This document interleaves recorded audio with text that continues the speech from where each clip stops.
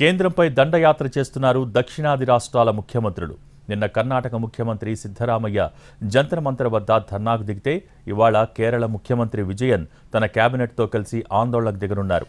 కేంద్రం చేతిలో తాము ఆర్థిక అన్యాయానికి గురవుతున్నామంటున్నారు కర్ణాటక, కేరళ ముఖ్యమంత్రులు. రాజ్యాంగంలోని నిబంధనలకు అనుగుణంగా తమ రాష్ట్రానికి అవసరమైన ఆర్థిక వనరులను కేంద్రం అందించాలని దక్షిణాది రాష్ట్రాల ముఖ్యమంత్రులు డిమాండ్ చేస్తున్నారు.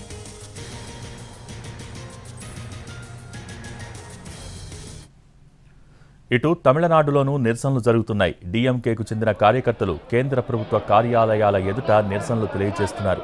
3 రాష్ట్రాల్లో ఒకే రకమైన డిమాండ్తో ఆందోళనలు జరుగుతున్నాయి. మై ట్యాక్స్ మై రైట్ పేరుతో క్యాంపెయిన్ హ్యాష్ట్యాగ్ కూడా సోషల్ మీడియాలో విస్తృతంగా జరుగుతోంది.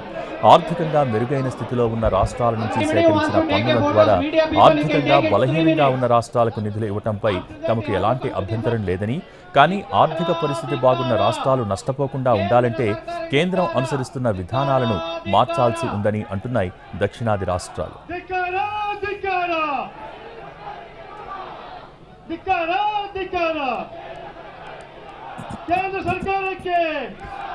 केंद्र सरकार के